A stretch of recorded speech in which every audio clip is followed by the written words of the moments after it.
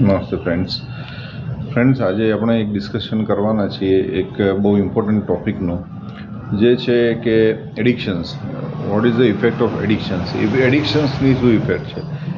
એડિક્શન્સની effects એટલી બધી છે ફ્રેન્ડ્સ કે તમે કલ્પના ના કરી શકો.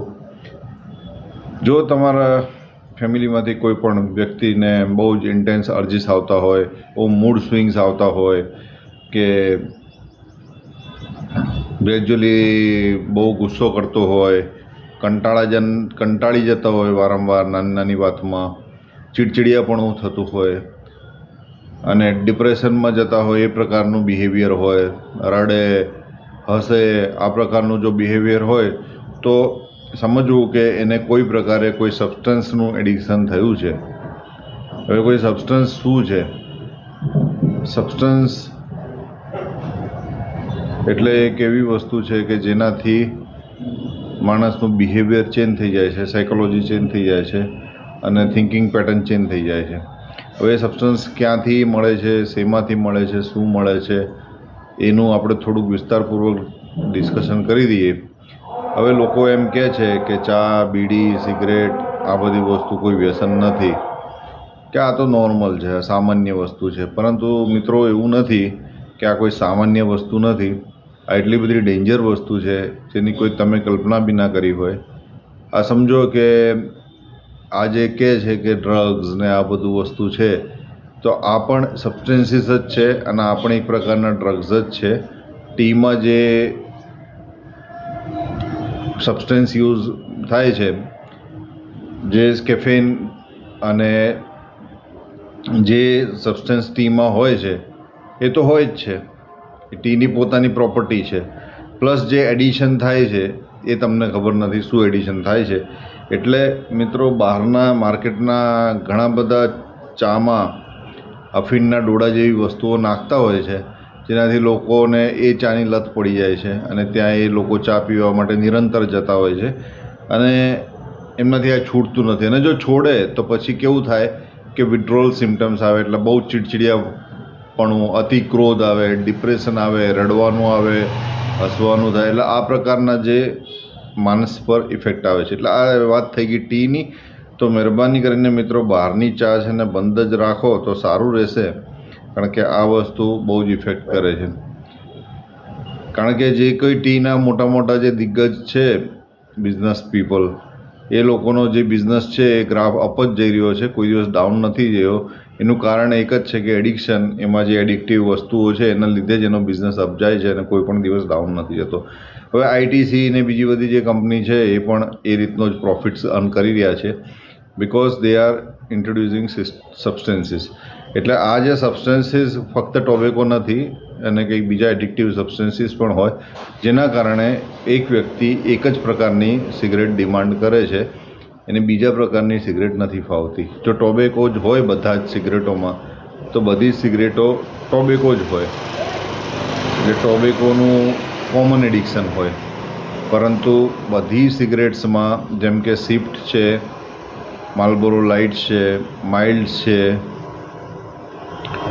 કે પછી ક્રશ છે, કે પછી વ્હીલ્સ છે, કે એડવાન્સ છે, કે આ બધી જ સિગરેટોમાં સબસ્ટન્સીસ અલગ અલગ પ્રકારના છે, જેની ઇફેક્ટ અલગ અલગ પ્રકારની થતી હોય છે. એટલે જ્યારે બી લોકો આ રીતની સેવન કરે છે, કન્ઝ્યુમ કરે છે ને વધારે પ્રમાણમાં કરે છે, એટલી એની ઇફેક્ટ્સ દેખાવાનું ચાલુ થઈ જાય છે અને એની અસર પણ ચાલુ થઈ જાય છે, જે માણસ પર ગ્રેજ્યુઅલી એને વધારે ડોઝ જોઈએ એવું નોબત આવે છે. અને ફેમિલીને ઓબ્લિગેશન્સ નથી પૂરા કરી શકતા, સોશિયલ કોઈ પણ રિસ્પોન્સિબિલિટીઝ હોય એ પણ નથી કરી શકતા, અને રિક્રિએશન એક્ટિવિટી પણ નથી કરતા. જીમ ને એક્સરસાઇઝ તો બહુ દૂરની વાત થઈ ગઈ, ચાલવાનું પણ ઓછું થઈ જાય છે. એટલે સ્મોકર્સ આળસી બની જાય છે અને જનરલી પછી એ લોકોનું માઇન્ડસેટ પર ઇફેક્ટ થવા માંડે છે અને લેઝી માઇન્ડસેટના લગતા બધા કાર્યો એ કરવા માંડે છે. લંગ્સની ઇફેક્ટ શું થાય છે એ બધું તો મારે કોઈ કહેવાની જરૂર નથી, એના ઉપર તો ઘણા બધા વિડીયો ઓલરેડી અવેલેબલ જ છે, કે જે ફિઝિકલ બોડી પર જો ઇફેક્ટ કરે છે ટોબેકો અને આ બધા સબસ્ટન્સીસ, એ તો મારે કોઈ પણ વણવાની વાત જ નથી આવતી, કારણ કે એ તો બધું જ જગ જાહેર છે કે tobacco smoking is injurious to health.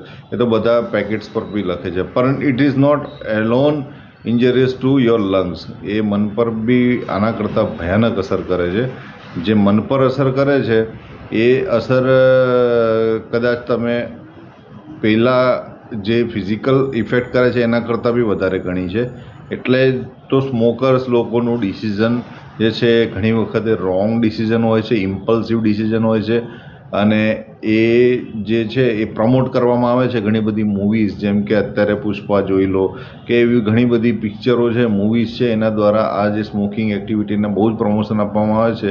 જેથી યુવાનો અને ઘણા બધા ઉંમરના લોકો એના શિકાર બની જાય છે અને પછી એ માયામાંથી એ લોકો નીકળી નથી શકતા અને એના વગર ગમતું નથી. અને પછી જો એ છોડી દે તો વચ્ચે વિડ્રોવલ સિમ્ટમ્સ આવવાના ચાલુ થઈ જાય છે. એટલે આ એક ડ્રગ છે, એ હું કહેવા માગું છું તમને. આ એટલું સસ્તું ડ્રગ છે કે 5 રૂપિયા 10 રૂપિયામાં મળી જાય છે અને 10 રૂપિયા 20 રૂપિયા સુધીમાં મળી જાય છે. અને એ સસ્તું ડ્રગ ભારે નુકસાન કરે છે મનને, માણસને આળસુ બનાવી દે છે, માણસ વસ્તુઓ પોસ્ટપોન કરે છે.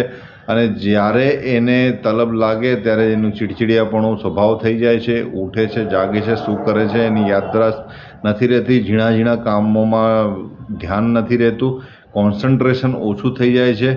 અને એ કોન્સન્ટ્રેશનના અભાવે કામમાં ઉપર છલ્લું કાર્ય કરે છે અને ડીપલી કોઈ પણ વસ્તુ કાર્યમાં વિચારતો નથી. જેનાથી શું છે કે એની તો હાનિ થાય છે, એના કાર્ય પર ઘણી બધી અસર પડે છે.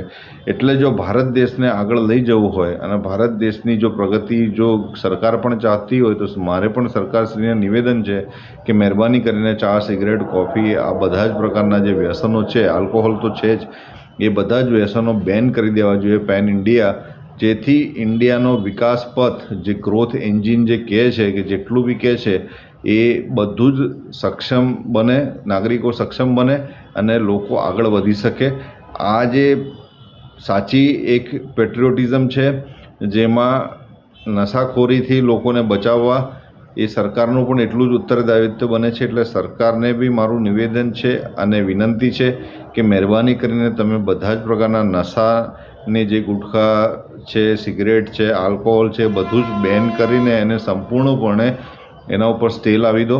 કારણ કે એ મનોવૃત્તિઓને બગાડે છે અને ખરાબ માનસિકતાવાળું યુથ કે ખરાબ માનસિકતાવાળા લોકો ખરાબ કૃત્ય, અલગ અલગ પ્રકારના કૃત્ય કરે છે અને એ બીજા ક્રાઇમ્સ કરે છે. જેમ કે ડ્રાઇવિંગ કરવું અને સ્મોકર્સ અને સ્મોકિંગ કરવું ને વિમલ ખાઈને ડ્રાઇવિંગ કરવું, એમાં મેજોરિટી ડ્રાઈવર્સને બધા આ પ્રકારના એડિક્ટેડ થઈને ડ્રાઇવ કરે છે. એટલે એ ડ્રાઇવ કરવાનું વધારે પડતું મસાલા માવા ખાઈને પણ જો એડિક્શન હોય તો એ પણ ડ્રાઇવિંગની જ્યારે બ્રેક ક્રિટિકલ સમય પર મારવાની છે એના ઉપર માણસને એના ઇફેક્ટ તો કરે જ. એટલે એ બ્રેક મારવાનું ડિલે થઈ જ જાય એનું, જ્યારે એનો એ મોમેન્ટ આવે. એટલે આ જે વ્યસનો જે છે એ એક્સિડન્ટ્સને બી નોતરે છે અને ઘણા બધા એવા કાર્યો કરાવે છે જે એકચ્યુઅલી સ્વાભાવિક નથી, જે થવું પોસિબલ નથી નોર્મલ સંજોગોમાં. એટલે ક્રાઇમ્સ પણ ઘણા બધા જે ક્રિમિનલ્સ કરે છે એ કોઈ પણ વ્યસનના પ્રભાવમાં કરે છે.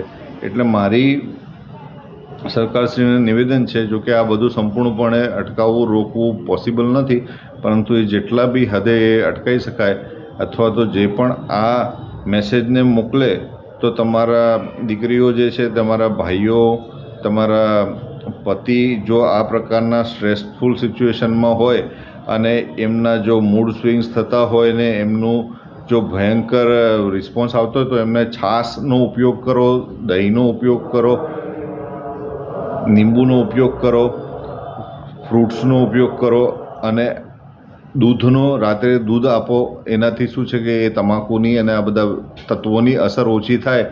એવા આયુર્વેદિક ઉપચાર શરૂ કરો, જેમાં એલોવેરા છે, તુલસી છે, મિન્ટ છે, આ બધા જેટલા બી આયુર્વેદિક ઔષધિઓ છે એ આપીને, આદુ છે, આ બધા ઔષધિઓ આપીને એનું વ્યસન જલ્દીથી છૂટે એવો એને માનસિક બળ આપો, જેનાથી એ આ માયાજાળમાંથી છૂટીને કંઈક ભારત દેશ માટે કન્ટ્રીબ્યુટ કરે એવો નાગરિક બને અને નેગેટિવ થિંકિંગથી બહાર આવે.